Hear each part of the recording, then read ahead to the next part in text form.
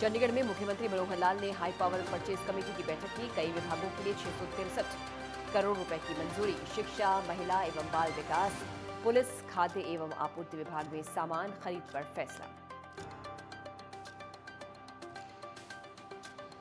अंबाला में कैबिनेट मंत्री का सरपंचों से मनोहर संवाद। कहा, अब गांव की बदल जाएगी सूरत, क्योंकि हरियाणा की सभी पढ़ी लिखी पंचायत।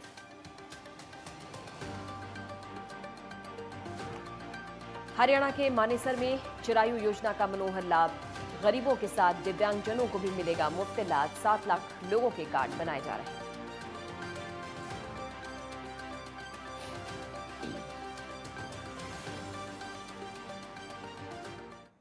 वंदे मातरम। मैं पूजा शुक्ला आपके साथ। हमारा खास बुलेटिन हरियाणा हलचल में आपका स्वागत है। इस खास बुलेटिन में आपको हरियाणा की प्रगति की खबरों से अवगत कराएंगे। इसमें देखेंगे आप बदलते हरियाणा की झलक। हरियाणा के मुख्यमंत्री मनोहर लाल ने कहा कि हाई पावर परचेज कमेटी में पावर, शिक्षा, महिला एवं बाल विकास, पुलिस, खाद्य एवं आपूर्ति विभाग सहित कई विभागों की लगभग 663 करोड़ रुपए की राशि की 18 खरीद प्रक्रिया को मंजूरी दी गई है। मुख्यमंत्री मनोहर लाल ने वीरवार को चंडीगढ़ में हाई पावर परचेज कमेटी की बैठक के बाद पत्रकारों से बातचीत की। मुख्यमंत्री मनोहर लाल ने कहा कि हाई पावर परचेज कमेटी में आगामी शिक्षा सत्र के लिए 1ली से 5वीं और कक्षा 6ठी से 8वीं तक के विद्यार्थियों के लिए किताबें खरीदने के अलावा प्लेवे स्कूलों में छोटे बच्चों के लिए खिलौने और किताबें खरीदने को स्वीकृति प्रदान की गई है। इसके साथ ही पुलिस, कृषि विभाग, सिंचाई विभाग के लिए 152 बोलेरो गाड़ियों को खरीदने, खाद्य एवं पूर्ति विभाग के लिए फोर्टिफाइड चावल की खरीद की मंजूरी प्रदान की गई है। बैठक में की गई खरीद से सरकार को लगभग 20 से 22 करोड़ रुपए की बचत हुई है। सीएम ने कहा कि इस प्रकार हाई पावर परचेज कमेटी की बैठक में सीधे रूप से विक्रेताओं से बातचीत करके पूरी पारदर्शिता एवं ईमानदारी के साथ कार्य किया जाता है। बैठक में संबंधित विभागों के मंत्री और वरिष्ठ अधिकारी भी शामिल होते हैं।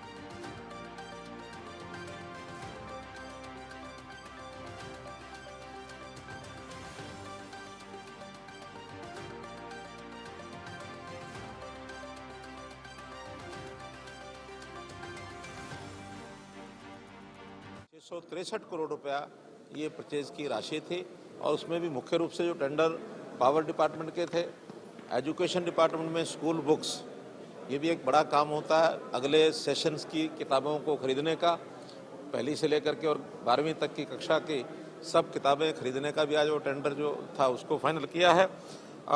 एक WCD में 4000 किट्स बच्चों के टॉयज़ के और छोटे बच्चों की किताबें, तो इस प्रकार के 4000 किट्स ये खरीदे गए हैं।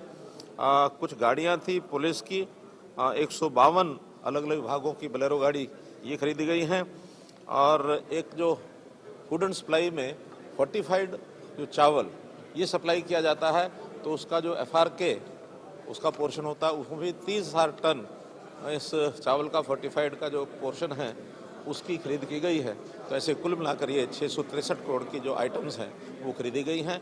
और इसमें मुझे लगता है कि सारी नेगोशिएशन में आज 20 से 22 करोड़ रुपया इसकी बचत भी हुई है। पूरी टीम होती है जिसमें हमारे हर एक डिपार्टमेंट जिसकी प्रेसिडेंट होती है वो होते हैं। जो सप्लाई एंड डिस्पोजल डिपार्टमेंट जिसके ज़िम्मे खरीद करना होता है वो होते हैं। फाइनेंस डिपार्टमेंट इसमें होता है और जो मंत्री होते हैं, मिनिस्टर्स जिनकी टीम बनी हुई है, ये जो हाई पावर परचेज कमेटी, वो सब होते हैं। तो हर प्रकार की नेगोशिएशन की जाती है और जिस भी मेंबर के ध्यान में जो बात आती है उस हिसाब से सामने वाले मेंबर से पूछते हैं।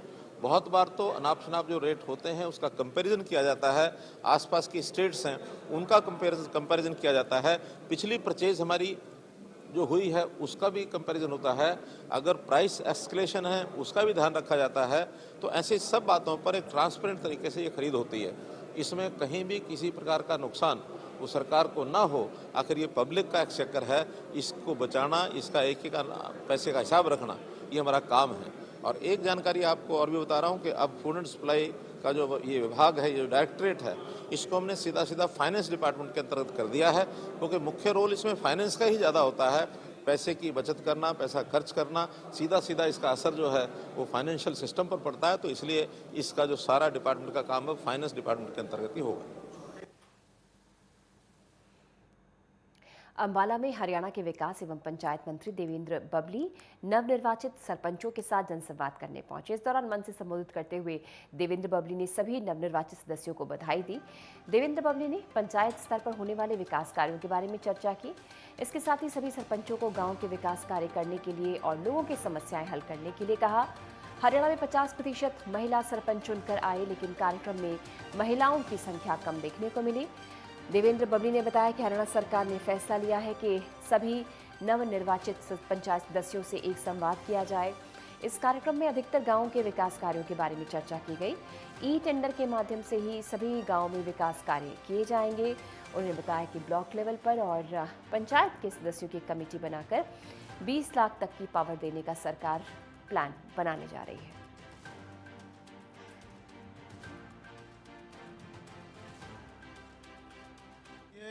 हरियाणा सरकार ने फैसला लिया कि पूरे हरियाणा प्रदेश के जिलावार हमारे जो नए पंचायत राज की हमारी सदस्य साथी चुनकर आए हैं पंचायतों में, पंच सरपंच साहिबान, ब्लॉक लेवल पे हमारे ब्लॉक समिति के सदस्य साथी, हमारे जिला परिषद के सदस्य हैं, उनके बीच में जाके एक संवाद प्रोग्राम जिलावार हम करें और सरकार जिलावार लोगों के बीच में जाए, हमारे चुनावी प्रतिनिधियों से मुलाकात करें।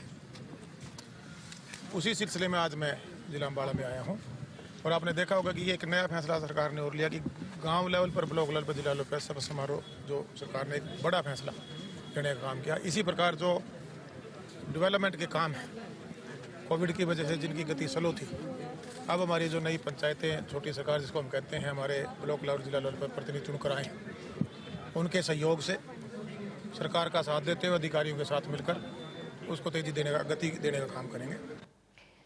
और हरियाणा के सीजन में हरियाणा में सर्दी के सीजन में अब गरीबों को खुले आसमान के नीचे रात गुजारने को मजबूर नहीं होना पड़ेगा।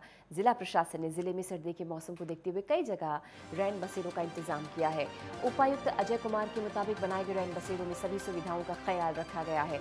बस अड्डा परिसर के अलावा नगर परिषद नूह कार्यालय में बनाए गए रैन बसेरे में रात्रि विश्राम के लिए सभी इंतजाम किए गए हैं। आपको बता दें कि नूह जिला 2005 में वजूद में आया था, लेकिन इस शहर में आज भी होटल और धर्मशाला इत्यादि की व्यवस्था उचित नहीं है। दूर दराज से आने वाले लोगों, राहगीरों के साथ साथ गरीबों को ठहरने के लिए पर्याप्त सुविधा नहीं है। इसे देखते हुए जिला प्रशासन ने खासकर उन गरीब परिवारों के लिए रैन बसेरों का इंतजाम किया है, जिनको मजबूरी में कड़ाके की ठंड के बावजूद भी खुले आसमान की नीचे रात गुजारने को मजबूर होना पड़ता है। इन रैन बसेरों में सभी व्यवस्थाएं पूरी तरह से फ्री में मिलती हैं। खास बात यह है कि इन रैन बसेरों में कंबल, चारपाई, पीने का पानी, खाना, शौचालय इत्यादि का पुख्ता इंतजाम जिला प्रशासन के अधिकारियों ने किया है। सर्दी के मौसम को देखते हुए रैन बसेरा एक बेहद अहम स्थान है। इसमें कम से कम गरीबों को सर्दी के मौसम को देखते हुए किसी प्रकार की कोई दिक्कत नहीं होती। जिला प्रशासन ने कई जगह पर रैन बसेरों का इंतजाम कर दिया है।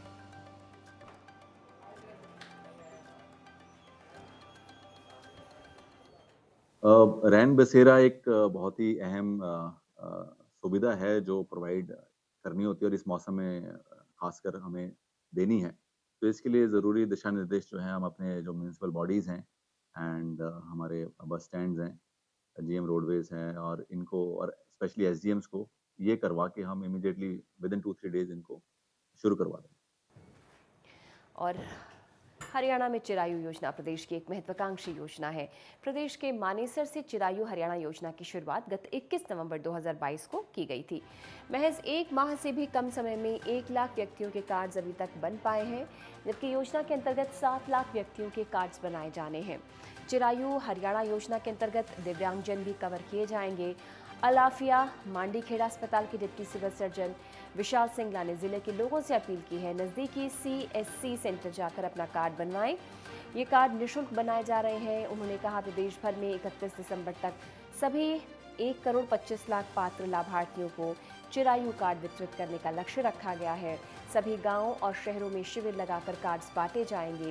ये योजना पूरी तरह से कैशलेस, पेपरलेस, पारदर्शी, डिजिटल और IT संचालित है, जो पूरे हरियाणा में कुल 729 सार्वजनिक और सूचीबद्ध निजी अस्पतालों में PMJAY दिशा निर्देशों के मुताबिक मुफ्त इलाज की सुविधा उपलब्ध करवाती है।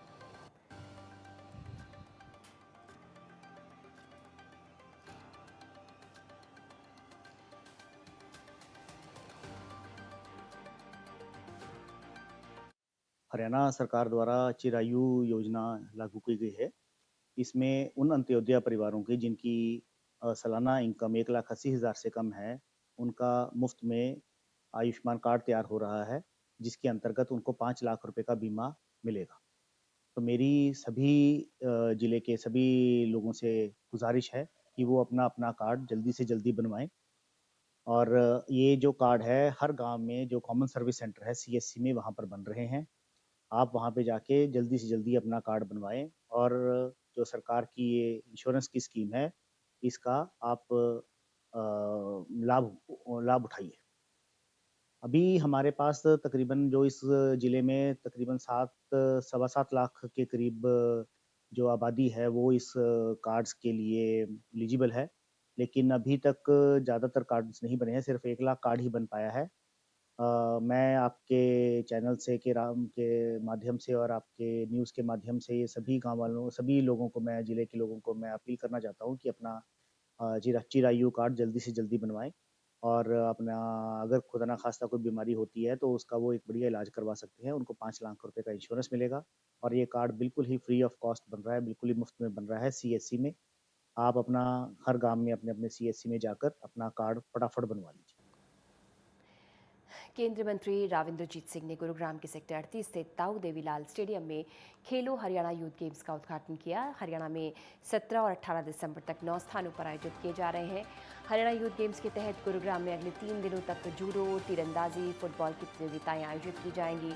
राव इंद्रजीत सिंह स्वयं शूटिंग के एक अच्छे खिलाड़ी हैं। उन्होंने राष्ट्रीय स्तर पर कई पदक जीते हैं। कार्यक्रम का विधिवत शुभारंभ करने के दौरान केंद्रीय मंत्री ने कहा कि हरियाणा के गठन से लेकर आज तक हरियाणा की कई खेल स्पर्धाओं में सदैव अव्वल रहने की एक समृद्ध परंपरा रही है। चूंकि हरियाणा यूथ गेम्स में 18 वर्ष तक की आयु के खिलाड़ी भाग ले रहे हैं, इसलिए भविष्य में इस परंपरा को बरकरार रखने की जिम्मेदारी सभी युवा खिलाड़ियों के कंधे पर है।